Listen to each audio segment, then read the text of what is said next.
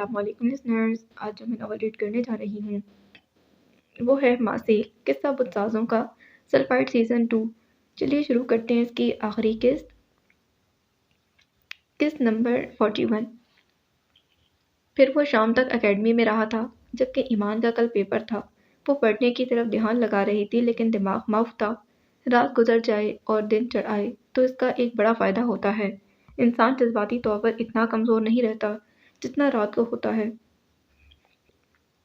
وہ اب رات والی باتیں نہیں سوچ رہی تھی، لیکن پھر بھی ذہن وہیں کہیں اٹک کر رہ گیا تھا۔ وہ جب تھک گئی تو کتابیں چھوڑ کر اٹھ بیٹھی۔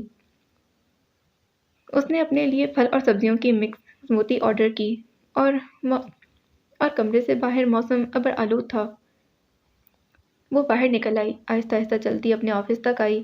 آج اس نے کوئی سیشن یا کلاس نہیں لی تھی۔ وہ کل کے پیپر کی طرف متوجہ تھی، لیکن تیاری بھی نہ ہو رہی تھی۔ اس کے کافی کام پینڈنگ تھے۔ وہ کچھ دیر وہاں بیٹھی رہی اور ہسپتال کی چیک لسٹ دیکھتی رہی۔ وہاں بھی کچھ کام کرنے والے نہیں تھے۔ اس نے ہاسپٹل کا نام بدل دیا تھا، ہیلنگ اسائلم۔ یہ نام اس نے ہی رکھا تھا۔ وہ اپنے آفس سے نکل آئی تھی۔ بس ایک بار پیپرز ہو جائیں، پھر بہت سارے کام کرنے ہیں۔ شیشے کا بڑا سا گلاس تھامے جس میں وہ بے ذائقہ سی سموتھی تھی۔ وہ جیسے ہی آفس سے نکلی، ساتھ ہی احد کے آفس پر نظر پڑی۔ وہ گلاس تھامے دروازہ کھول کر اندر داخل ہوئی، اور یہ بے ساختہ ہوا تھا۔ کمرے میں ہر چیز اپنی جگہ پر تھی۔ باہر شام کا اندھیرا پھیل رہا تھا، کچھ موسم خراب تھا۔ وہ حیران ہوئی جب ہاتھ کے چشمے کو وہیں میز پر رکھے پایا۔ چشمے کے ساتھ وہاں اس کی بلوٹوتھ ڈیوائس بھی رکھی تھی۔ وہ ایک پاؤں پر کم وزن ڈالتی میز کی جانب بڑھی اور پھر چشمہ اٹھا کر آنکھوں پر لگایا، ساتھ ہی ڈیوائس کان میں لگایا اور اپنا فون اور گلاس سائڈ پر رکھ دیا تھا۔ ویلکم ایمانے، اسسٹنٹ کی آواز ابھری۔ میں آپ کی کیا مدد کر سکتی ہوں؟ وہ اسے پوچھ رہی تھی۔ مجھے کچھ ایسا دکھاؤ جسے دیکھ کر میں خوش ہو جاؤں، وہ ہولے سے بولی تھی۔ شیور۔ وہ اب انتظار کرنے لگی جب اسے اے آئی نے کیا دکھانا تھا۔ اس کے سامنے فضا میں بڑی سی اسکرین تھی جو چشمے سے نظر آ رہی تھی، اور اس پر تیزی سے نظارے بدل رہے تھے، اور پھر ایک جگہ آ کر رک گئی۔ رات کا وقت تھا، بارش ہو رہی تھی۔ میں جیت گئی، میں نے کر دکھایا۔ وہ برستی بارش میں جھوم رہی تھی، اس کے ساتھ ایمان رابرٹ تھی۔ میں نے تخلیق کی ندی کو پا لیا۔ ایمان کا دل اچھل کر حلق میں آیا اور وہ اپنی جگہ جیسے جم گئی تھی۔ کیا مطلب؟ وہ وہاں تھا؟ دل تیزی سے دھڑکنے لگا۔ یہ کیسے ریکارڈ ہوئی؟ وہ حیرانی سے پوچھ رہی تھی۔ میں نے مسٹر جبیل سے اسے ریکارڈ کرنے کی پرمیشن لی تھی۔ ایمان کو عجیب سا احساس ہوا۔ اس نے فون اٹھایا اور جلدی سے ریسیپشن پر موجود لڑکی کا نمبر ملایا۔ گڈ ایوننگ میم، دوسری جانب سے فوراً اٹھا لیا گیا۔ مجھے میری فائل چاہیے، رائٹ ناؤ۔ وہ اب سوچ رہی تھی کہ اس نے آج تک اپنی ایسے پیشنٹ فائل چیک نہیں کی تھی۔ اس سے پہلے کیا ہوا تھا؟ ایمان نے دھڑکتے دل کے ساتھ پوچھا، گلے میں کانٹے چبھائے تھے۔ میں کہنا چاہتا ہوں، میں ہاتھ جبیل تمہارا انتظار کر رہا ہوں۔ وہ فرش پر اس کے قریب بیٹھا تھا، منظر تیزی سے بدل رہے تھے۔ میسج ٹون ابھرنے پر اس نے فون چیک کیا، اس کے سامنے فائل تھی۔ اس نے جلدی سے PDF کھولا۔ مسز ایمان جبیل، وہ وہاں ہاتھ جبیل کی وائف کے نام سے ایڈمٹ تھی۔ تو کیا وہ وہی تھا؟ کیا وہ ہمیشہ سے تھا؟ اس کی حالت اب عجیب ہو رہی تھی، پورے جسم میں بے چینی پھیل گئی تھی۔ وہ اب بس اسٹاپ پر تھی اور وہ اس کے قریب آیا تھا، اس کے کندھوں پر اپنی جیکٹ ڈال کر چلا گیا۔ وارڈن اسے ہاسپٹل سے دھکے دے کر نکال رہی تھی، وہ اب اس کی باہوں میں جھول رہی تھی۔ وہ اب ویلنسیا میں تھی، وہ اکیلی پارک میں بیٹھی تھی۔ وہ ہر جگہ تھا۔ کیسا انکشاف تھا یہ؟ اس کا دل ڈوب کر ابھرا۔ پتہ نہیں وہ کہاں ہوگی، کیسی دکھتی ہوگی۔ وہ لیپ ٹاپ پر کام کرتے کہہ رہا تھا۔ آپ نے میرا نام ایمانے کیوں رکھا؟ وہ اس سے پوچھ رہی تھی۔ میں کسی اور نام سے واقف نہیں، یہ نام سالوں سے میرے ساتھ ہے۔ ایسے کیسے ہو سکتا ہے؟ ایمان نے اپنے خشک لبوں پر زبان پھیری۔ اب میں 27 کا ہو گیا ہوں، 12 سال ہو گئے ہیں عبدل کو گئے ہوئے۔ 12 سالوں میں وہ میرے ساتھ ہے، وہ میرے اندھیروں میں اجالوں کی طرح ہے۔ ایمان نے بے ساختہ اپنے ہاتھوں کو منہ پر رکھا، اسے لگا وہ چیخ پڑے گی، چلا اٹھے گی۔ یہ کون سے راز تھے جن سے وہ ناواقف تھی؟ ایمانے، مجھے اپنا ڈوز چاہیے۔ اس کا چشمہ سائڈ پر رکھا، وہ اب زمین پر پڑا تڑپ رہا تھا۔ نہیں، یہ کیسے ہو سکتا ہے؟ وہ چشمہ اتار کر جھٹکے سے اٹھ کھڑی ہوئی، دل تیزی سے دھڑک رہا تھا۔ وہ گہرے سانس لیتی خود کو ریلیکس کرنے کی کوشش کرنے لگی۔ اسے اپنے سر میں درد کی ٹیسیں اٹھتی محسوس ہو رہی تھیں۔ کیا وہ ہمیشہ سے تھا؟ اس کا ذہن قبول نہیں کر پا رہا تھا۔ کیا ایسا ممکن ہے؟ وہ خود سے سوال جواب کر رہی تھی۔ اچانک زوردار دھماکہ ہوا اور اندھیرا چھا گیا۔ شاید پاور بریک ڈاؤن ہوا تھا۔ کمرے میں ایمرجنسی زیرو بلب روشن تھا۔ اس نے اپنا فون اٹھایا۔ اسے یہاں بیٹھے 2 گھنٹے گزر گئے تھے اور ان 2 گھنٹوں میں بہت کچھ دیکھ لیا تھا۔ ہاتھ، وہ اسے پکارتی گھبرا کر کمرے سے باہر نکلی۔ باہر کھڑکیاں کھلی ہوئی تھیں اور ٹھنڈی ہوا اندر آ رہی تھی۔ باہر طوفان آیا ہوا تھا۔ سامنے دوسرے کونے پر ان کا بیڈ روم تھا۔ ہاتھ، کہاں ہیں آپ؟ وہ اسے پکار رہی تھی۔ سائیں سائیں کرتے طوفان کی آواز اسے ڈرا رہی تھی اور اوپر سے اندھیرا زیادہ تھا۔ وہ دیوار کا سہارا لیتی بیڈ روم کی جانب بڑھ رہی تھی۔ دل بار بار بھر آ رہا تھا۔ آنکھیں جیسے برسنے کو تیار تھیں۔ پھر اسے وہ آتا دکھائی دیا۔ وہ سامنے سے آ رہا تھا۔ آہستہ آہستہ اس کی جانب بڑھ رہا تھا۔ جینس شرٹ پہنے وہ اسی کی جانب آ رہا تھا۔ ایمان وہیں رک گئی۔ مدھم روشنی میں اس کا سراپا نمایاں تھا۔ وہ آنسوؤں کو اندر پینے کی کوشش کر رہی تھی۔ وہ پینٹ کی جیبوں میں ہاتھ ڈالے اپنی متوازن چال چلتا اس کے عین سامنے آ کھڑا ہوا۔ بنا چشمے کے بھی وہ اتنا ہی پیارا لگ رہا تھا۔ تیز ہوا ایمان کے بالوں کو اڑا رہی تھی۔ وہ اس کے بہت قریب کھڑا تھا اور پھر جھک کر اس نے اپنی تھوڑی ایمان کے کندھے پر ٹکا دی۔ کیسا لگتا ہے تمہیں ایمانے؟ وہ ہولے سے بولا، جبکہ ایمان ضبط کیے کھڑی رہی۔ کیسا لگتا ہے تمہیں ہاتھ جبیل کی آتی جاتی سانسوں پر قبضہ کر کے؟ وہ بے بس تھا۔ کتنا بے بس تھا یہ آج وہ جان پائی تھی۔ آنکھیں آنسو سے بھر گئی تھیں۔ وہ ویسے ہی ساکت کھڑی رہی، لیکن اسے لگ رہا تھا وہ کچھ دیر میں ڈھہ جائے گی۔ تم ہمیشہ سے میرے ساتھ تھی، ہمیشہ سے، جب سے میں نے محسوس کرنا شروع کیا تب سے۔ تم میرے اندھیروں میں اجالوں کی طرح تھیں۔ تمہارا احساس نہ ہوتا تو میں جی نہ پاتا۔ اس سے پہلے وہ ڈھہ جاتی۔ ہاتھ نے اسے اپنے بازو پھیلا کر تھام لیا تھا۔ کون ہے جو مجھے اندھیروں میں تھامے رکھتا ہے، گرنے نہیں دیتا، بھٹکنے نہیں دیتا، گہرے اندھیروں میں ٹمٹماتی روشنی کی مانند میرے ساتھ رہتا ہے؟ اسے اپنا ہی لکھا کالم یاد آیا تھا۔ تو وہ ہاتھ تھا، وہ ہمیشہ سے تھا، وہ اس کی دعاؤں میں تھی۔ پھر کیسے بھٹک سکتی تھی؟ کیسے گر سکتی تھی؟ آنسو پلکوں کی باڑ توڑ کر ہاتھ کے کندھے میں جذب ہونے لگے۔ میں سمجھ رہی تھی اللہ ہاتھ کو اس تک لایا تھا۔ وہ سمجھ رہی تھی اللہ ہاتھ کو اس تک لایا تھا۔ وہ اسے چاہتی تھی اور اسے اس کی چاہت سے نوازا گیا تھا۔ وہ غلط تھی، اسے ہاتھ تک لایا گیا تھا۔ ہر درد، ہر تکلیف سے گزار کر، مشارے وزن جیسے شک کے چنگل سے نکال کر اسے لایا گیا تھا۔ یہ ہاتھ کی محبت تھی جو اسے کھینچ لائی تھی۔ وہ آسمان سے آیا اور زمین پر رہ گیا۔ آپ نے مجھے بتایا نہیں، آپ نے اتنا کچھ چھپایا۔ وہ اب تسلی سے بیٹھی آنسو بہا رہی تھی۔ ہاتھ اسے چپ کرواتا تو وہ مزید رونے لگتی۔ مجھے جو تم سے ہوا ہے نا ایمانے، وہ تو میں آج تک سمجھ ہی نہیں پایا ہوں۔ وہ اس کے وجود کو نگاہوں میں سموئے بولا اور پھر جھک کر اس کے سر کو ہونٹوں سے چھوا تھا، لیکن وہ ابھی تک صدمے سے باہر نہیں نکل پائی تھی۔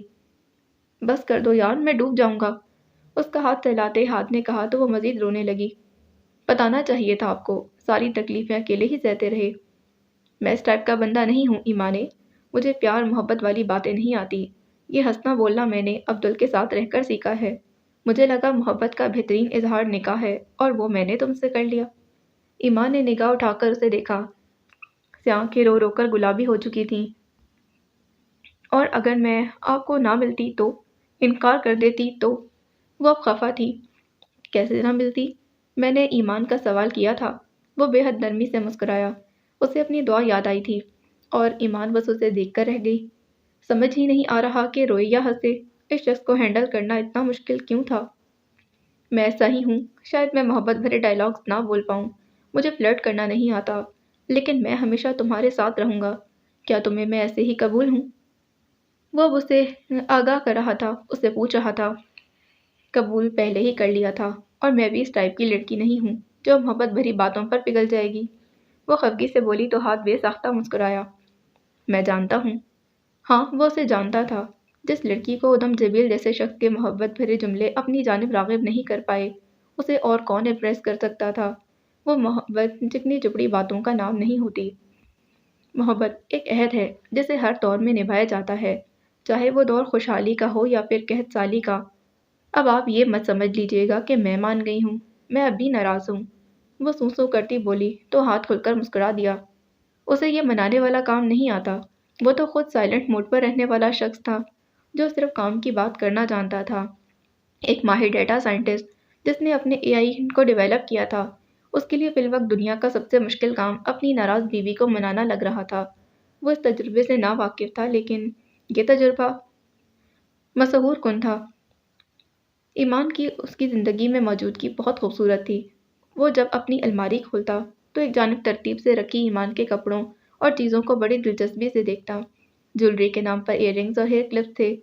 ساری عمر اکیلے رہنے والے حاج جبیل کے لیے یہ پل خوشگوار تھا، اور شاید یہی وہ انعام تھا جو اسے دنیا میں ملا تھا۔ اچھا بتاؤ کیسے مانو گی؟ وہ اب اس کے آنسو صاف کرتے بولا۔ ایمان رونا چھوڑ کر ہونک بنی اسے دیکھنے لگی، اور اگلے ہی لمحے وہ جھٹکے سے بیڈ سے اتری تھی۔ مجھے نہیں پتا، اپنی اے آئی سے ہیلپ لیں۔ وہ اب جوتا پہنتی باہر جا رہی تھی۔ ارے یار، وہ بے ساختہ مسکرایا اور پھر اپنے بالوں میں ہاتھ پھیرتا اٹھ کر اس کے پیچھے لپکا تھا۔ یہ کیسے ممکن ہے؟ وہ بچ کیسے گیا؟ سیاہ ماسک والے شخص نے اپنے سامنے پڑے میز کو ٹھوکر ماری۔ اب وہ کمرے کی ہر چیز توڑ پھوڑ رہا تھا۔ وہ ہاتھ اور عبدل کو ایک ہی وقت میں دو بار دیکھ چکے تھے۔ ایک کنسرٹ تھا تو دوسرا اپنا سیشن لے رہا تھا۔ انہوں نے پہلے بھی ایسے ہی ہاتھ کو ڈھونڈا تھا، اور اس بار ہاتھ نے انہیں بے وقوف بنایا تھا۔ یہ وہ جنگ تھی جسے وہ لوگ کھلے عام نہیں کر سکتے تھے۔ اگر وہ دونوں ایک ہی وقت میں ایک ہی ملک میں دو مختلف جگہ پر تھے تو ہمارا نقصان کس نے کیا؟ خفیہ لیب تک کوئی پہنچا کیسے، اور کس نے اڑائی؟ وہ شخص ہیجانی انداز میں چلا رہا تھا۔ مسٹر گرے، اس نے اپنے بال نوچ لیے۔ سر، یہ مسٹر گرے نہیں ہے۔ کون نیا دشمن پیدا ہو گیا ہمارا؟ جلدی پتہ لگاؤ۔ اس کی اس وقت جو حالت تھی، یقیناً وہ جلد پاگل ہو جاتا۔ گاڑی ایک جھٹکے سے اکیڈمی کے باہر آ کر رکی۔ فرنٹ سیٹ کا دروازہ کھلا اور ایمان تیزی سے باہر نکلی۔ میڈم، گاڑی اندر نہیں کرنی؟ گارڈ نے پوچھا تو وہ نوی میں سر ہلا کر اندر کی جانب بھاگی۔ اوپری فلور پر جوس کا گلاس تھامے کھڑے ہاتھ نے تاسو سے سر ہلایا۔ گاڑی کی سپیڈ وہ دیکھ چکا تھا۔ وہ بھاگتے ہوئے اندر آ رہی تھی۔ وہ بالکل صحت مند تھی۔ اس کا پاؤں اور کندھا بالکل ٹھیک تھا۔ وہ شوز پہنے ہوئی تھی اور اس کی رفتار کافی تیز تھی۔ وہ ایمان جسے ایکسیڈنٹ کے بعد ٹریفک فوبیا تھا، وہ جو سفر کرتے ڈرتی تھی، وہ اب اس کے لاکھ منع کرنے کے باوجود تیز رفتار سے گاڑی بھگاتی تھی۔ اس نے اپنے ٹینشن، ڈپریشن اور مائگریشن ہر بیماری پر قابو پا لیا تھا۔ وہ صبح صبح اٹھ کر اس کے ساتھ رننگ کرتی تھی۔ وہ اس وقت ہیلنگ اسائلم سے واپس آئی تھی۔ اس کا یہ اسائلم نمبر 1 اسائلم بن چکا تھا۔ یہ اس کی 3 مہینے کی محنت اور کڑی لگن کا نتیجہ تھا۔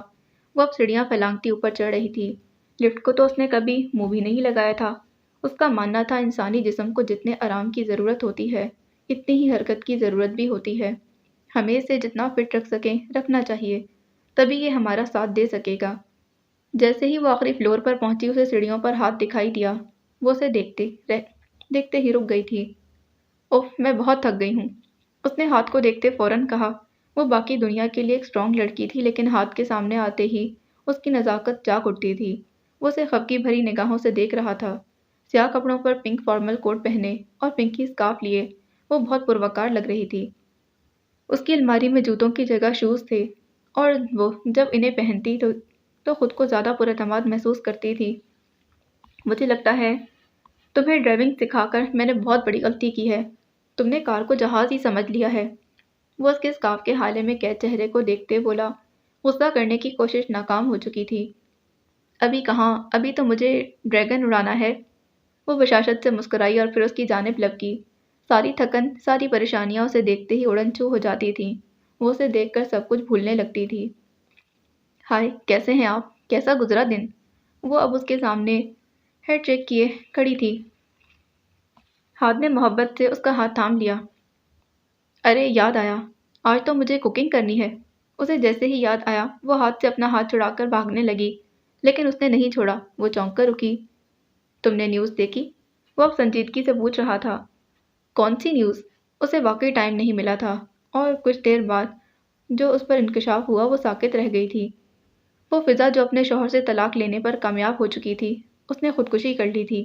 اس کی لاش کمرے میں ملی، اور ایک خط ملا جس میں واضح لکھا تھا کہ وہ یہ خودکشی اس لیے کر رہی ہے کیونکہ وہ اپنے شوہر سے طلاق کے بعد خوش نہیں، اور اس میں ایمان کا نام واضح تھا، جس کے برین واش کرنے پر اس نے اپنے شوہر سے طلاق لی تھی۔ لکھا تھا کہ ایمان جیسی لڑکیاں صرف دوسروں کا گھر برباد کرتی ہیں، دوسری لڑکیوں کا برین واش کرتی ہیں۔ اس پر اور بہت سارے الزام تھے۔ اس کے اسپتال کو لے کر بھی لکھا گیا تھا، اور خودکشی کا ذمہ دار اسے ٹھہرایا گیا تھا۔ میڈیا پر چاروں جانب یہی نیوز چل رہی تھی۔ ایمان نے حیرت زدہ نگاہوں سے ہاتھ کو دیکھا۔ اس کی وجہ سے کسی کی جان چلی گئی تھی، وہ یہ صدمہ کیسے برداشت کرتی؟ اور تو اور انہیں فضا کے سابقہ شوہر اور گھر والوں کی طرف سے لیگل نوٹس بھی ملا تھا۔ فضا مر گئی؟ اس کے ہاتھوں میں کپکپاہٹ واضح تھی۔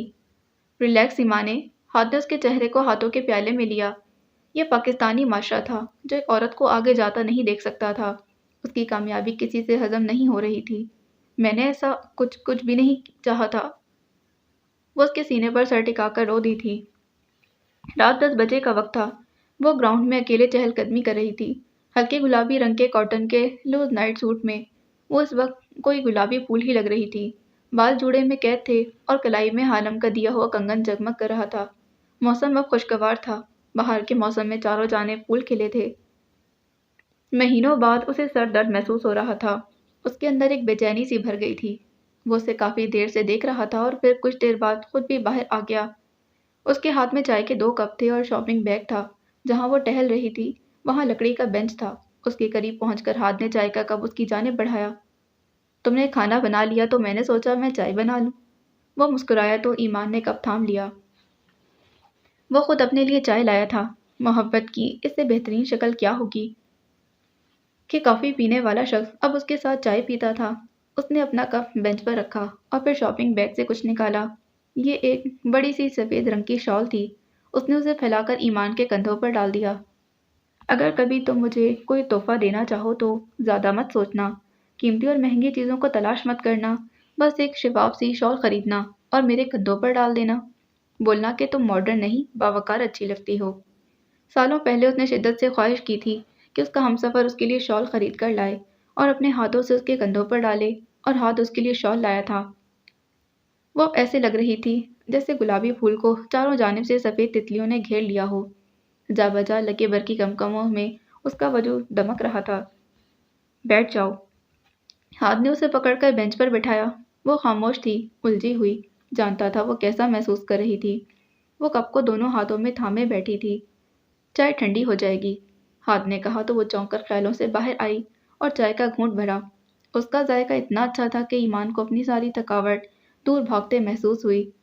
وہ اتنی اچھی چائے بناتا تھا کہ ایمان کو اب اپنے ہاتھ کی بنی چائے اچھی نہیں لگتی تھی۔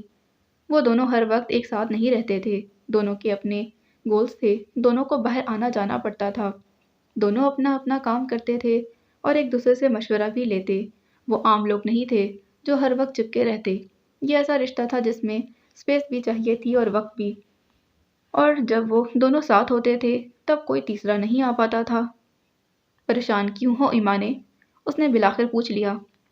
کیا مجھے پریشان نہیں ہونا چاہیے؟ اس نے الٹا سوال کیا۔ میرے ہوتے ہوئے تو نہیں۔ وہ ہولے سے مسکرایا۔ وہ ابھی ابھی سیشن لے کر آیا تھا اور ہمیشہ کی طرح نکسک سا تیار تھا۔ تو اب ہم کیا کریں گے؟ وہ لج گئی۔ کورٹ جائیں گے۔ ہم فضا کو مرنے سے تو نہیں بچا سکے لیکن انصاف دلا سکتے ہیں۔ وہ صحیح دیکھ رہی تھی۔ تو اس لیے ٹینشن مت لو۔ اس نے ہاتھ بڑھا کر ایمان کے گال کو چھوا۔ وہ اسے نظریں نہیں ہٹا پا رہی تھی۔ ویسے یہ تو زیادتی ہے، وہ بڑبڑائی۔ کون سی؟ وہ اسے دیکھنے لگا۔ اسکن کیئر میں کرتی ہوں اور چمک آپ رہے ہیں، یہ تو زیادتی ہے۔ ہاتھ نے پہلے حیرانی سے اسے دیکھا اور پھر اس کو بھرنے والا کہکا بے ساختہ تھا۔ وہ اب چہرہ جھکائے ہنس رہا تھا، ہنسی کنٹرول کرنے کی کوشش کر رہا تھا لیکن مشکل کام تھا۔ وہ جب سے اس کی زندگی میں آئی تھی وہ اسے ایسے ہی ہنسنے پر مجبور کر دیتی تھی۔ وہ ہنس رہا تھا اور ایمان سنجیدگی سے اسے دیکھ رہی تھی۔ ارے یار، اس نے چائے کا کپ بینچ پر رکھا اور اس کا ہاتھ تھام لیا تھا۔ او مائی گاڈ، وہ خود پر کنٹرول کر رہا تھا۔ تم اس وقت جتنی حسین لگ رہی ہو وہ صرف میں جانتا ہوں، پر آپ تو ہر وقت ہی اتنے اچھے لگتے۔ وہ جھٹ سے بولی۔ وہ میں ایمان جسے اپنے جذبات، احساسات، اپنے ڈر اور خوف پر کنٹرول تھا، وہ اس کے سامنے کچھ کنٹرول نہیں کر پاتی تھی۔ چھوٹی سے چھوٹی بات جو اسے تنگ کرتی تھی فوراً کہہ دیتی۔ دیکھو، ہم ایک جیسا کھانا کھاتے ہیں، ایک ساتھ رننگ کرتے ہیں، جو مجھے پسند وہ تمہیں پسند، تو پھر کیسے میں تم سے زیادہ چمک سکتا ہوں؟ لیکن آپ اسکن کیئر نہیں کرتے۔ لڑکوں کی اسکن لڑکیوں کی نسبت اتنی سینسیٹیو نہیں ہوتی۔ وہ اسے لاجک دے رہا تھا جو وہ جانتی تھی، پر اس کی ایکسپلینیشنز اچھی لگتی تھیں۔ وہ اب سر جھکائے سمجھ رہی تھی۔ ہاتھ نے اپنے اور اس کے درمیان کا فاصلہ ختم کیا اور اس کے قریب ہو کر بیٹھا اور پھر اپنا بازو اس کے گرد حمائل کیا۔ ویسے میں دیکھ رہا ہوں تمہیں کچھ زیادہ ہی مسائل ہیں مجھ سے، وہ مسکراہٹ چھپائے کہہ رہا تھا۔ ایمان نے چہرہ اٹھا کر اسے دیکھا۔ چشمہ لگائے اپنی مسکراہٹ چھپاتا وہ کتنا اچھا لگ رہا تھا۔ وہ شخص اس کا شوہر تھا، سر سے پاؤں تک اس کا، اور ایمان کے لیے اب تک اس بات کو ہینڈل کرنا بہت مشکل تھا۔ وہ اب دنیا میں سب کچھ تصور کر سکتی تھی، لیکن اس کی غیر موجودگی نہیں۔ ہاتھ جبیل کے بنا اس کی دنیا ویران تھی۔ ابھی پچھلے دنوں تمہیں میری ایج پر اعتراض تھا، وہ کچھ یاد کرتے ہوئے بولا۔ ہاں تو عبدل آپ کو ٹھیک ہی ویمپائر کہتا ہے۔ 30 سال کے ہیں آپ اور بالکل بھی نہیں لگتے۔ 31 کا ہوں۔ 31؟ ہاتھ نے تصحیح کی تھی۔ لیکن سالوں سے دیکھ رہی ہوں آپ ویسے ہی ہیں، وہ پھر سے گویا ہوئی۔ ہاتھ نے بمشکل مسکراہٹ چھپائی۔ اٹس سیلف کیئر، فٹ رکھنا پڑتا ہے خود کو، اور کچھ جینیٹکس کا کمال ہے۔ ویسے تم بھی تو فٹ ہو، تم بھی 25 کی ہو لیکن ٹین ایج لگتی ہو۔ وہ اسے چڑھانے لگا تھا۔ اب ایسی بھی بات نہیں، وہ اس کے ٹین ایج کہنے پر چڑھ گئی تھی۔ اور اگر آپ مجھ سے پہلے مر گئے تو میں آپ کو معاف نہیں کروں گی، وہ اس کے کندھے پر سر ٹکاتے بولی۔ خدا کا خوف کرو یار، وہ بدک پڑا تھا، وہ کسی بھی وقت کوئی بھی بات کر سکتی تھی۔ بتا رہی ہوں، پہلے اور دوسری شادی کی پرمیشن تو ہرگز نہیں آپ کو، وہ اسے آگاہ کر رہی تھی۔ وہ پھر سے مسکرا دیا۔ پہلے میں ایک کو تو ہینڈل کر لوں، اس کے لہجے میں شرارت تھی۔ ایمان نے اب خود کو پرسکون محسوس کیا۔ پچھلے 4 گھنٹوں میں سوچ سوچ کر اسے اپنے دماغ میں درد محسوس ہو رہا تھا جسے ہاتھ کی موجودگی نے دور بھگا دیا تھا۔ جب سب ٹھیک ہو جائے گا ہم ویلنسیا جائیں گے۔ وہ جانتا تھا ایمان ایسا کیوں کہہ رہی تھی۔ کچھ دن پہلے ہی روز کا فون آیا تھا اور وہ گھنٹوں باتیں کرتی رہی تھی۔ ہاں، جب تم نے مجھے رننگ میں ہرا دیا تب چلیں گے، اس کے سر پر تھوڑی ٹکاتے وہ کہہ رہا تھا۔ یعنی میں نہ سمجھوں، وہ فوراً بولی۔ کوشش سے پہلے ہی ہار مان لی، ویری بیڈ۔ میں نہیں چاہتی ہاتھ جبیل اپنی وائف سے ہار جائے، وہ اس کا ہاتھ تھامے بیٹھی تھی، چھوڑنا نہیں چاہتی تھی۔ ہاتھ جبیل کو اپنی وائف سے ہارنا پسند ہے، وہ نرمی سے بولا تو وہ خوش دلی سے مسکرا دی تھی۔ وہ اسکرین کے آمنے سامنے بیٹھی تھیں۔ روز آبدیدہ تھی۔ تم نے مجھے سچ کیوں نہیں بتایا ایما؟ وہ اب اس سے پوچھ رہی تھی۔ کون سا سچ؟ یہی کہ تم نے ادھم کے لیے پیسے نہیں لیے تھے۔ روز نے نگاہیں چراتے کہا تو ایما فیکر سا مسکرا دی، اندر کہیں اذیت ابھری تھی۔ کیونکہ تم دونوں یہی سننا چاہتے تھے۔ جب دماغ کسی بات کو قبول کر لیتا ہے تو سماعت ویسا ہی سننا چاہتی ہے۔ پھر بھی تمہیں کچھ تو صفائی دینی چاہیے تھی۔ پتہ ہے پیسہ لینا کس کو کہتے ہیں؟ جب آپ کسی سے ڈیل کریں کہ آپ ایک کام کریں گے اور بدلے میں آپ کو اتنے پیسے چاہیے۔ ایسا نہیں ہوا تھا روز۔ ایک شخص نے میری مام کی جان بچائی تھی اور مجھ سے درخواست کی کہ میں اس کے بیٹے کو بچا لوں، اس کی محبت اپنا لوں۔ کوئی زور زبردستی نہیں تھی، میں اپنا احسان چکانا چاہتی تھی، لیکن یقین مانو میں نے اس کے کہنے پر ایسا نہیں کیا تھا۔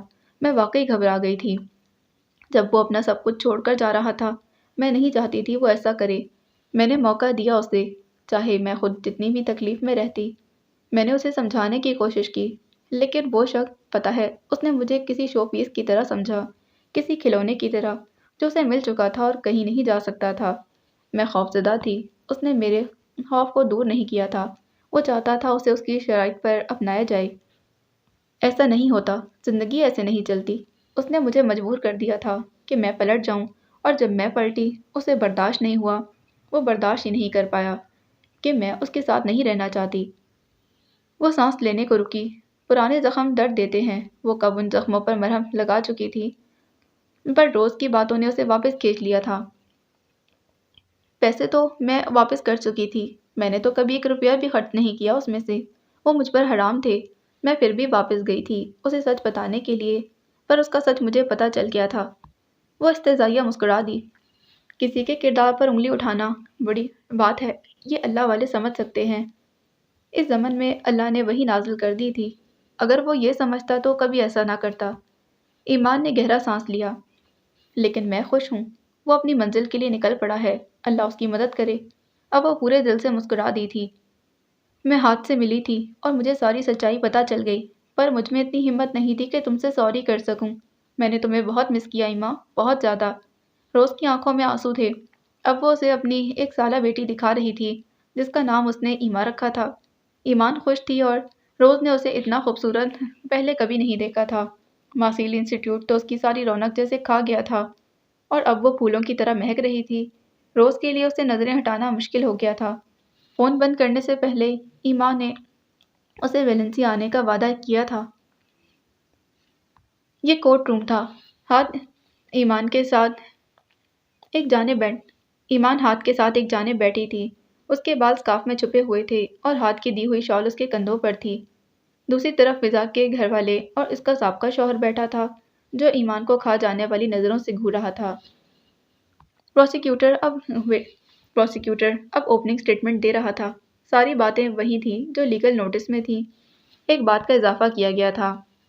یور آنر، اگر مس ایمان اتنی ہی پاسدار لڑکی ہیں اور دین کو سمجھنے والی ہیں تو یہ غیر مرد کے ساتھ اس کے محل جیسے انسٹیٹیوٹ میں سب سے اوپری فلور پر کیوں رہتی ہیں؟ اس کے کردار تک بات لائی گئی تھی۔ ہاتھ نے اس کا ہاتھ تھام لیا۔ تبھی اس کے فون پر میسج کی ٹیون ابھری۔ برخوردار، جیت کر آنا نہیں تو نہ آنا اور ولیمہ کینسل سمجھو۔ سعید جیبل کا دھمکی بھرا میسج ابھرا اور ہاتھ مسکرا دیا۔ ڈیفنس لائر نے اس الزام پر آبجیکشن کیا تھا۔ اس کے پاس کہنے کو کافی کچھ تھا۔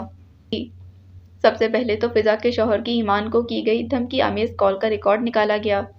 ایک سائنٹسٹ اپنی بیوی کے لیے اتنا تو کر ہی سکتا تھا۔ ریکارڈنگ سنائی جا رہی تھی۔ اس نے ایمان کو 2 دفعہ فون کیا تھا اور ایکسیڈنٹ بھی کروایا تھا۔ اس کے بعد فضا کا خط نکالا گیا۔ فضا نے سیشن کے دوران اپنا مسئلہ جو پرچی پر لکھ دیا تھا اور جو لیٹر اس نے مرنے سے پہلے لکھا تھا۔ بے شک لکھائی دیکھنے میں سیم تھی لیکن الیکٹرانک تجزیے نے ثابت کر دیا کہ وہ اس نے نہیں لکھا تھا۔ اس کے شوہر نے غیر قانونی کام کیے تھے اور ہاتھ نے غیر قانونی طریقے سے سب کا ریکارڈ نکلوا لیا تھا۔ اوریجنل آٹوپسی رپورٹ، یہ سب انہوں نے خواب میں بھی نہیں سوچا ہوگا۔ اور آخر میں اوریجنل آٹوپسی رپورٹ، ان کے مطابق اسے گلا گھونٹ کر مارا گیا تھا، بعد میں چھت سے لٹکایا گیا اور وہ خط اس کے مرنے سے 1 دن پہلے لکھا گیا تھا۔ کمرہ عدالت شور سے گونج اٹھا تھا۔ اور تو اور جس پیشہ ور قاتل کو اس نے ہائر کیا تھا، جسے رقم بھیجی تھی، اس کا ریکارڈ بھی نکل آیا تھا۔ کیس بہت واضح اور صاف تھا۔ اس شخص کو گرفتار کر لیا گیا اور عدالت برخاست ہونے سے پہلے ہاتھ نے صرف اتنا کہا، ایمان میری بیوی ہے اور بیوی کو دل کی سب سے اونچی مسنت پر ہی رکھا جاتا ہے۔ وہ تو صرف محل تھا جہاں اس کے سب سے اوپری فلور پر رہنے پر اعتراض کیا جا رہا تھا۔ یہ اس شخص کے منہ پر چانٹا تھا جس نے اپنے بچے کی ماں کو مار ڈالا تھا۔ کل کے واقعے کے بعد میڈیا پر اب کافی ہلچل تھی۔ اس کی شادی پہلے بار منظر عام پر آئی تھی اور لاہور میں موجود سلفائٹس اکیڈمی اس کا سیشن لینے کے لیے آنے والے لوگوں سے بھر گئی تھی۔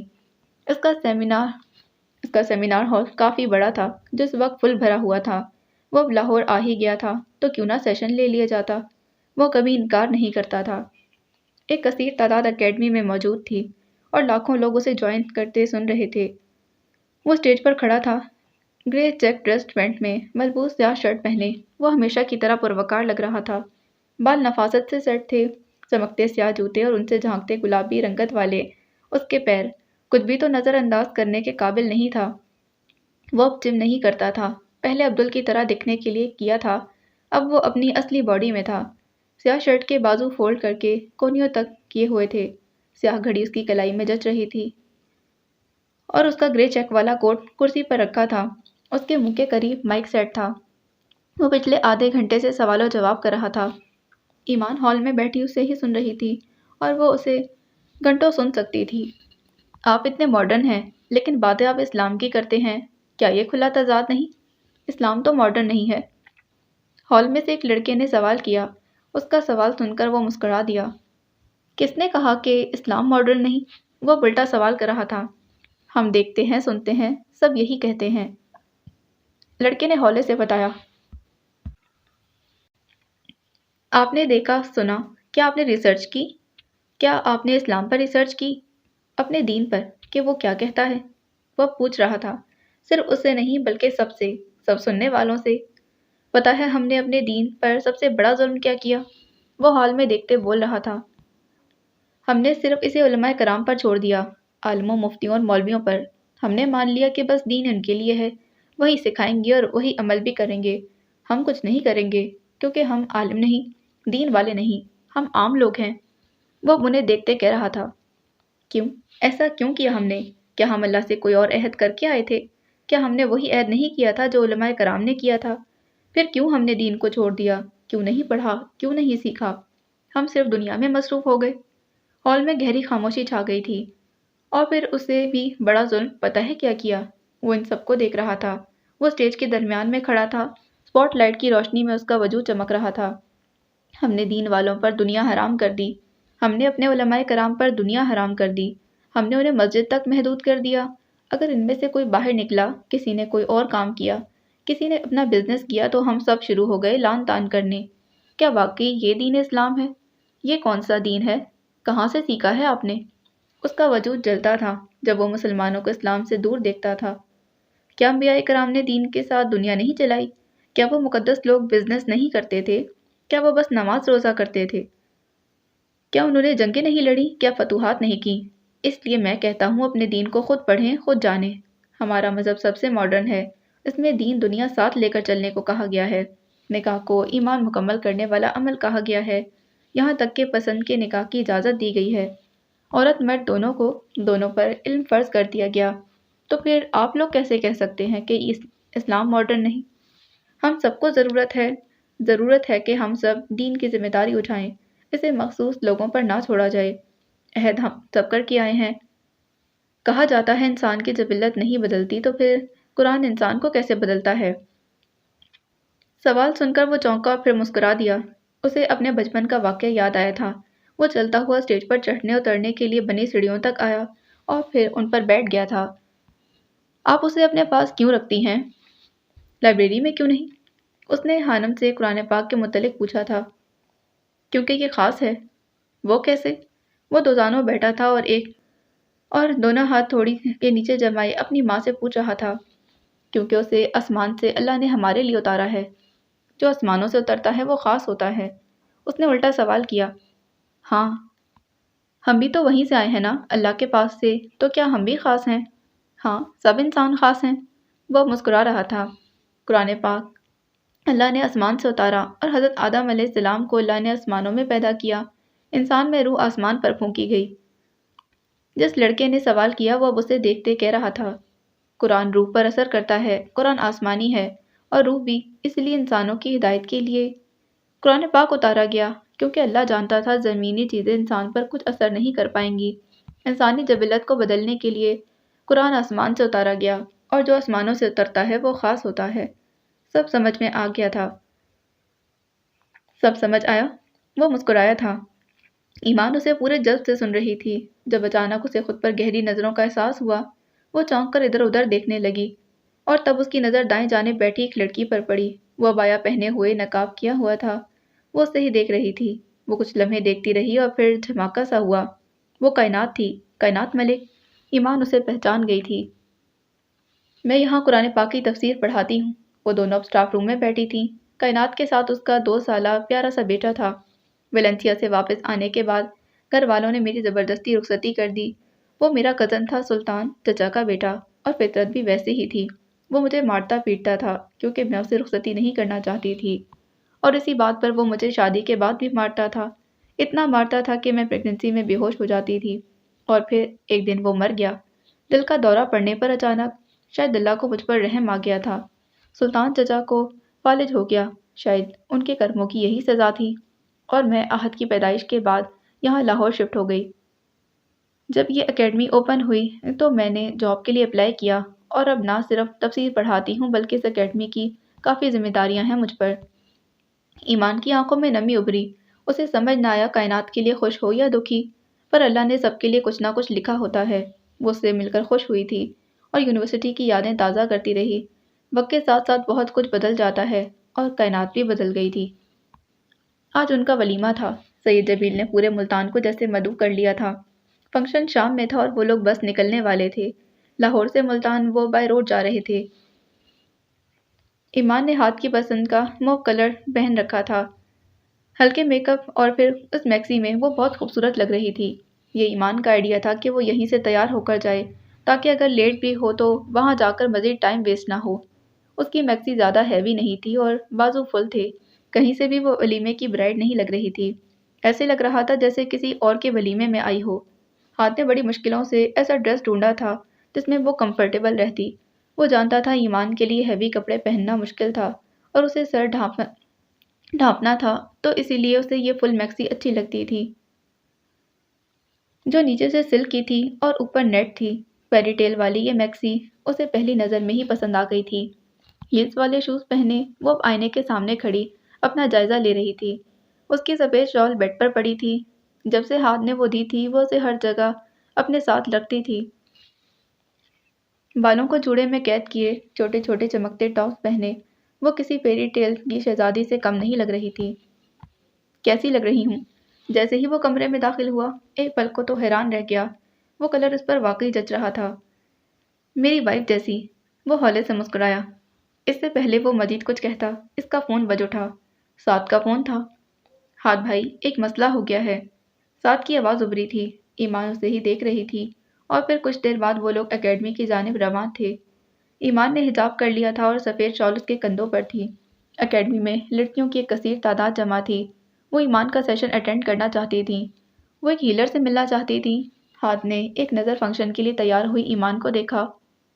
डोंट वरी, मैं ऐसे भी ले लूँगी सेशन। वो मुस्कुराई। सफ़र लंबा था, वो लोग पहले ही लेट हो चुके थे, लेकिन ईमान ऐसे छोड़कर नहीं जा सकती थी। लड़कियों की एक कसीर तादाद सेमिनार हॉल में थी। वहाँ कोई लड़का नहीं था, इसीलिए ईमान कंफर्टेबल थी।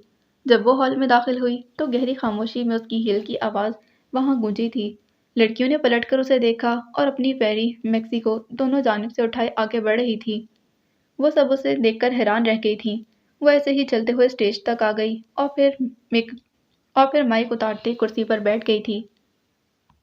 नहीं नहीं, मैं सेशन के लिए इतना तैयार होकर नहीं आई हूँ। आज मेरा रिसेप्शन है। उसके बारे में जैसा सुना था वो वैसी ही थी, बल्कि बेहद हसीन थी। वो मुस्कुरा रही थी। आप इतने अहम फंक्शन के बजाय यहाँ आ गई हैं, क्या आपको बुरा नहीं लग रहा? एक लड़की ने पूछा। नहीं, बिल्कुल भी नहीं। हो सकता है अल्लाह ने आज के दिन यही सेशन लिखा हो। शायद कुछ अहम हो जो हम नहीं जानते।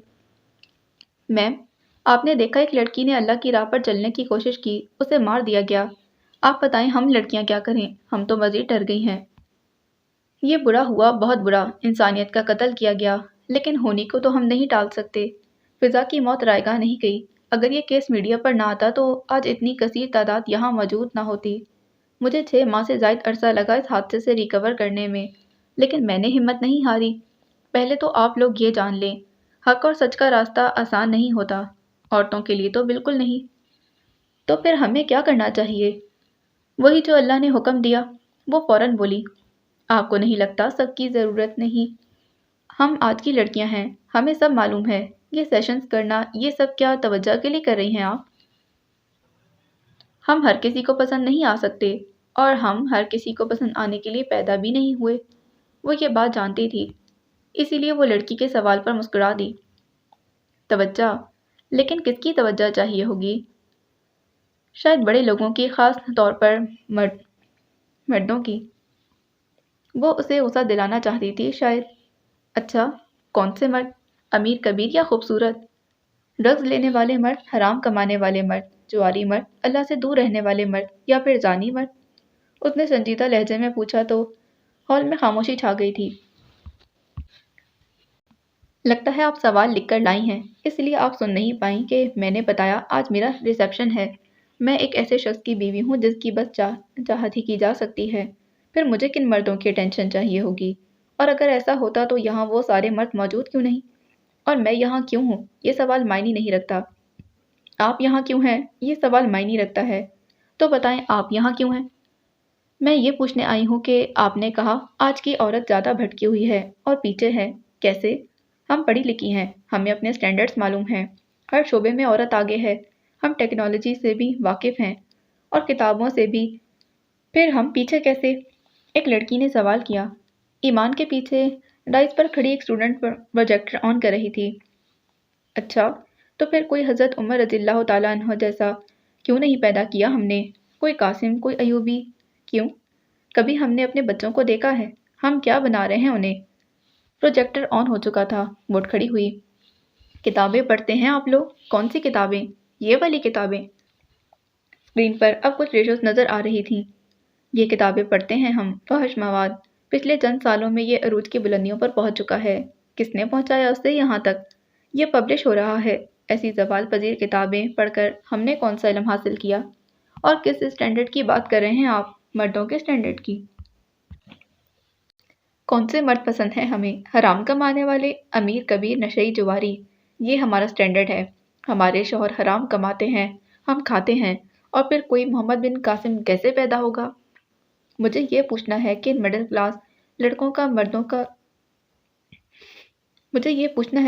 کلاس لڑکوں کا کیا قصور ہے جو دن رات حلال کماتے ہیں، جو اللہ سے ڈرنے والے ہیں، جو نیک ہیں، انہیں کیوں ہم ریجیکٹ کر دیتے ہیں؟ کیا اس لیے کہ ان کے پاس گاڑی بنگلہ نہیں ہوتا؟ یہ اسٹینڈرڈز ہیں ہمارے، صرف پیسہ۔ وہ بولی تو بولتی چلی گئی۔ آپ نے بھی تو ایک امیر کبیر گھرانے میں شادی کی ہے، تو آپ کیسے کہہ سکتی ہیں کہ ہمیں حلال کمانے والے مردوں سے شادی کرنی چاہیے؟ میرے شوہر آج جس مقام پر ہیں انہیں 10 سال لگے یہاں پہنچنے میں۔ انہوں نے جو بنایا اپنی محنت سے بنایا، یا خاندان کا استعمال نہیں کیا۔ ہال میں پھر سے خاموشی چھا گئی تھی۔ تو ہم کیا کریں؟ جو جائز ہے، جو آج کے اس فتنوں کے دور میں ہمارا فرض ہے۔ بہت کوشش کی لیکن مجھ سے نہیں ہو پاتا۔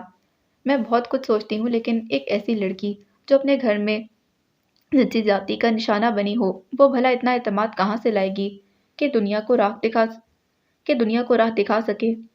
ایک لڑکی مرے مرے لہجے میں بولی تھی۔ ایمان کو لگا جیسے کسی نے اس کی روح سلب کر لی ہو۔ جب اپنے ہی گھر میں کوئی غلط طریقے سے چھونے کی کوشش کرتا ہے تو انسان کتنی پستیوں میں گرتا چلا جاتا ہے، وہ اچھے سے جانتی تھی۔ اس تکلیف سے وہ واقف تھی۔ کتنا ٹائم ہو گیا ہے اس حادثے کو؟ اس نے خود پر قابو پاتے پوچھا۔ گلے میں کانٹے اگائے تھے۔ 20 سال۔ لڑکی سر جھکائے کھڑی تھی۔ 20 سال ایک لمبا عرصہ ہوتا ہے۔ کب تک اسے ساتھ لے کر بیٹھے رہنا ہے؟ کب تک اس حادثے کو بہانہ بنا کر استعمال کرنا ہے کہ میں کچھ نہیں کر سکتی؟ آخر کب تک؟ سب نے مر جانا ہے، سب نے جواب دینا ہے، اور ایسے لوگوں کی جان کتنی اذیت سے نکلتی ہے وہ میں جانتی ہوں۔ تو بہتر ہے ایسے حادثوں کو پیچھے چھوڑ دیا جائے۔ زندگی آپ کے لیے نہیں رکے گی، آپ کیوں رک رہی ہیں؟ Move on. اس کی آواز تیز ہو گئی تھی۔ ہال میں بیٹھی لڑکیوں اور عورتوں کو اپنے اندر سنسنی سی دوڑتی محسوس ہوئی۔ آپ اس عمر میں اتنا کچھ کر رہی ہیں۔ آپ صحت مند ہیں، خوبصورت ہیں، آپ بول سکتی ہیں۔ آپ کے لیے آسان ہے، ہمارے لیے نہیں۔ آسان صرف پلیئرز ہوتے ہیں، کچھ بھی آسان نہیں ہوتا، کچھ بھی۔ وہ جھٹ سے بولی تھی، جیسے ہر سوال کا جواب پاس ہو۔ میں یہاں کھڑی ہوں تو میں نے یہاں تک پہنچنے میں محنت کی ہے۔ میں نے بہت سارے لوگوں کی باتیں سنی ہیں۔ جب جاب شروع کی تھی سب کہتے تھے ہر وقت بیمار رہتی ہوں۔ ایسی کوئی بیماری نہیں جس پر قابو نہ پایا جا سکے، چاہے جسمانی ہو یا روحانی۔ میں ڈپریشن کی مریضہ ہوں، تھراپی لیتی ہوں۔ میرے لیے یہ سب آسان نہیں۔ میں 6 مہینے پاگل خانے میں رہی ہوں، میرے لیے یہ بھی آسان نہیں تھا۔ ہال میں موت کا سا سناٹا چھا گیا تھا۔ کب تک ہم بہانے بناتے رہیں گے؟ کب تک بچتے رہیں گے اپنی ذمہ داریوں سے؟ ہماری ذمہ داری کیا ہے؟ ہمیں یہی نہیں پتہ۔ ہم نے اپنی امانت کو آسمانوں پر، زمین پر اور پہاڑوں پر پیش کیا، لیکن سب نے اس کے اٹھانے سے انکار کر دیا اور اسے ڈر گئے، مگر انسان نے اسے اٹھا لیا۔ وہ بڑا ہی ظالم اور جاہل ہے۔ سورۃ الاحزاب آیت نمبر 72۔ یہ ذمہ داری لی ہم نے، ہم انسان ہیں، انسانوں نے اٹھایا ہے اسے، تو آپ کیوں بھول گئے ہیں؟ اگر آپ کچھ نہیں کر سکتے تو کم از کم اپنے بچے کی اسلام کی مطابق تربیت کر دیں، اس کو صحیح اسلام تو سکھائیں تاکہ وہ بڑا ہو کر یہ نہ کہے اسلام بورنگ ہے، وہ اس کا مذاق نہ اڑائے۔ ایک بار پھر خاموشی چھا گئی تھی۔ تو سب سے پہلے ہمیں کیا کرنا ہے؟ سب سے پہلے خود کی پہچان کرنی ہے، خود کی تلاش کرنی ہے، اپنے ڈیمنز پر قابو پانا ہے، خود کو مضبوط کرنا ہے، اور سب سے بڑی بات قائم رہنا ہے۔ اور یہ کیسے ممکن ہوگا؟ جب ہم تھک کر اکتا کر رکیں گے نہیں، سفر جاری رکھیں گے، درد کو برداشت کرنا سیکھیں گے، تب ممکن ہوگا۔ اپنے اندھیروں سے کیسے لڑا جائے؟ پہلے تو اندھیروں کو قابو کرنا سیکھیں کہ ہاں ہم اندھیروں میں ہیں، پھر سوچیں کہ ہم اندھیروں میں کیوں ہیں، کیا مقصد ہے وہاں رہنے کا۔ اندھیرا چھٹنے لگے گا جب آپ اس کی پرواہ چھوڑ دیں گی، جب آپ اس سے بے خوف ہو جائیں گی، جب آپ راہ حق تلاش کرتی رہیں گی۔ میں جانتی ہوں سفر لمبا ہے، ہم تھکے ہوئے ہیں، زخمی ہیں، جسم زخموں سے چور چور ہے، پیروں میں آبلے پڑ گئے ہیں، ہم رک جانا چاہتے ہیں، مر جانا چاہتے ہیں، سب کچھ چھوڑ دینا چاہتے ہیں، پر یقین رکھیں منزل بہت خوبصورت ہے، اتنی خوبصورت کہ جب آپ کو ملے گی آپ حیران رہ جائیں گی۔ آپ شکر ادا کرتے نہیں تھکیں گی۔ تو پھر اب کیوں تھکنا؟ میں بس چاہتی ہوں آپ اپنا سفر جاری رکھیں۔ پتہ نہیں دوبارہ ہم مل پائیں گے یا نہیں۔ بس میں یہ چاہتی ہوں کہ آپ اپنا سفر جاری رکھیں۔ یقین رکھیں کہ وہ ہمیں گرنے نہیں دے گا، کبھی نہیں۔ وہ تھام لے گا، اور جب وہ تھام لے تو سارے زخم منمل ہو جائیں گے۔ برخوردار، تم آ رہے ہو یا میں اپنا ولیمہ شروع کروں؟ وہ لوگ مزید 2 گھنٹہ لیٹ ہو گئے تھے اور سید جمیل اس پر کافی برہم تھے۔ ہاتھ وائس میسج سن کر مسکرا دیا۔ وہ ملتان کی جانب رواں تھی۔ ایمان اسے کافی تھکی ہوئی لگ رہی تھی۔ ان کے پیچھے سیکیورٹی کے لیے ایک اور گاڑی بھیجی گئی تھی۔ وہ سیٹ سے پشت ٹکائے بیٹھی تھی۔ تھک گئی ہو؟ وہ اس کے چہرے کو پیار سے نظروں میں سموئے بولا۔ بس تھوڑا سا، وہ اس کے کندھے پر سر ٹکاتے بولی۔ ایک بات پوچھوں؟ ہاں پوچھو۔ وہ پزل باکس کہاں ہے؟ وہ اب اس کے پاس نہیں ہوتا تھا۔ وہ جس کا تھا اسے دے دیا، ہاتھ نے بتایا۔ کیا آپ نے اسے حل کر لیا؟ ہاں، اس کا راز کیا تھا؟ عبدل، وہ بولا تو ایمان زیر لب مسکرا دی تھی۔ ہاتھ کے وجود سے اٹھتی مہک اسے سکون پہنچا رہی تھی۔ اس کی آنکھیں آہستہ آہستہ بند ہونا شروع ہو گئی تھیں۔ وہ اکثر سفر کے دوران سو جاتی تھی۔ یہ اس کے لیے پہلے ریڈی ہو گئی تھی کہ راستے میں سوتے ہی جانا تھا اس نے۔ تم بہت پیاری لگ رہی ہو، مجھے نظر کی دعا پڑھنی چاہیے تھی۔ وہ زیر لب دعا پڑھ رہا تھا، لیکن جب تک اسے پھونک ماری وہ سو چکی تھی۔ وہ اسے دیکھ کر مسکرا دیا، جو اس کے بازو سے اپنا بازو لپٹائے اس کے کندھے پر سر ٹکائے سو رہی تھی۔ کچھ دیر گاڑی چلتی رہی، پھر اس نے ایمان کی سیٹ پیچھے کر کے اسے سیدھا کیا۔ تب اس کی نظر گاڑی میں پیچھے رکھے گفٹ باکس پر پڑی۔ اس نے وہ اٹھایا۔ اندر کچھ تھا جو پیک تھا، اور اوپر ایک کارڈ لگا تھا، اس شخص کے نام جو آسمانوں سے آیا اور زمین پر رہ گیا، جس کی سفیدی نے مجھے اپنی جانب کھینچا، جس کے کردار سے مجھے محبت ہوئی اور جس کے اندھیروں نے مجھے اس سے عشق کرنے پر مجبور کر دیا۔ وہ کئی لمحے ساکت بیٹھا رہا، بار بار اس سطر کو پڑھ رہا تھا، اور ہر بار اس کا دل اتنی ہی رفتار سے دھڑک رہا تھا۔ اس نے بے ساختہ ایمان کو دیکھا، جو سفید شال لپیٹے سکون سے سو رہی تھی، اور یہ سکون اسے ہاتھ کی موجودگی میں ملتا تھا۔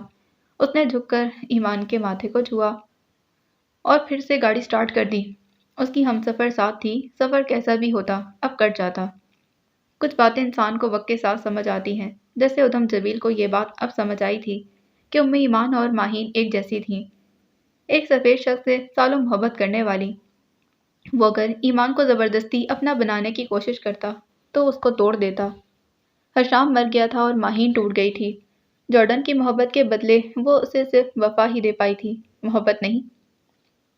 اگر ایمان اسے اپنا لیتی، اس کی محبت بھی چن لیتی، تو وہ اسے کبھی محبت نہ کر پاتی۔ وہ محبت جو ہاتھ سے کرتی تھی، بالکل ویسے جیسے ماہین حشام سے کرتی تھی۔ وہ ان دو عورتوں سے چاہ کر بھی نفرت نہیں کر سکتا تھا، کیونکہ اسے یہ بات اب سمجھ آئی تھی کہ محبت زبردستی دل میں نہیں ڈالی جاتی۔ وہ ماہین اور ایمان کی کنڈیشن اب سمجھ پا رہا تھا۔ جب اس نے منہا کو اپنے لیے تڑپتے دیکھا تھا اور وہ کچھ نہیں کر پایا تھا، وہ ماہین اور ایمان کی جگہ تھا، اور اس کی جگہ منہا نے لے لی تھی۔ وہ تمام تر کوششوں کے باوجود اس لڑکی کی محبت نہیں اپنا پایا تھا۔ انسان جب دوسروں کے جوتوں میں کھڑا ہوتا ہے تب اسے اس کی حالت کا اندازہ ہوتا ہے۔ وہ منہا سے ہمدردی رکھتا تھا جیسے ایمان اس سے رکھتی تھی۔ اس نے تو اسے موقع بھی دیا تھا، پر وہ ڈٹا رہا۔ وہ چاہتا تھا وہ جیسا ہے اسے ویسا ہی اپنایا جائے۔ اس نے کبھی ایمان کے خوف کو دور کرنے کی کوشش نہیں کی تھی۔